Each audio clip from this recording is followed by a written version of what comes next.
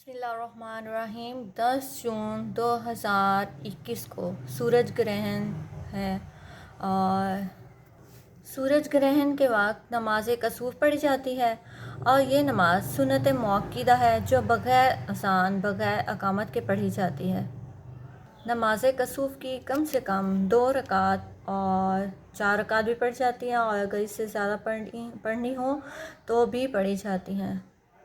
اس نماز کی ادائیگی کا وقت بہتر یہ ہے کہ امام قرأت پوشیدہ کرے۔ اگر تو سورج گرہن ان اوقات میں شروع ہو کہ جن اوقات میں نماز پڑھنا ممنوع ہے تو چاہے ان اوقات میں یہ نہ پڑھے اور اس ٹائم دعا اور استغفار پڑھتے رہیں۔ گرہن کی حالت میں جب سورج غروب ہو جاتا ہے تو دعا وغیرہ ترک کر کے تو نماز مغرب ادا کرنی چاہیے، اور اگر کوئی کسی وجہ سے جماعت میں شریک نہیں ہو سکتا تو وہ گھر بھی تنہا نماز کسوف پڑھ سکتا ہے۔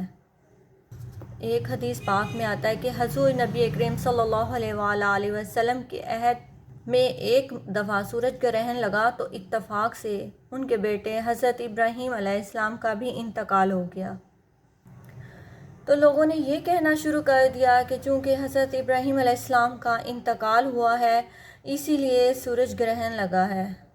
اس پر حضور نبی کریم صلی اللہ علیہ وآلہ وسلم نے لوگوں کو جمع کیا اور 2 رکعت نماز پڑھائی اور اس میں نہایت طویل قرأت کی اور سورۃ بقرہ پڑھی، طویل رکوع اور سجدے کیے، اور جب نماز سے فارغ ہوئے تو سورج غروب ہو چکا تھا، مطلب سورج صاف ہو چکا تھا۔ اس کے بعد آپ صلی اللہ علیہ وآلہ وسلم نے فرمایا کہ سورج اور چاند اللہ تعالیٰ کی 2 نشانیاں ہیں، ان میں سے کسی کے مرنے یا پیدا ہونے سے گرہن نہیں لگتا۔ اے لوگو، جب تمہیں ایسا کوئی مسئلہ پیش آئے تو تم دعا اور ذکر میں مشغول ہو جایا کرو، اس سے دعائیں مانگو، تکبیر و تحلیل میں مصروف ہو جاؤ اور بعد میں صدقات کرو۔ حضرت عبد الرحمن بن سمرہ رضی اللہ تعالیٰ عنہ فرماتے ہیں کہ ایک مرتبہ حضور صلی اللہ علیہ وآلہ وسلم کے مبارک زمانے میں گرہن لگا تو میں نے دیکھا، میں مدینہ پاک میں تیر اندازی کر رہا تھا اور میں نے وہ چھوڑا اور میں نے کہا دیکھوں کہ ہمارے پیارے نبی صلی اللہ علیہ وآلہ وسلم اس ٹائم کیا کر رہے ہیں۔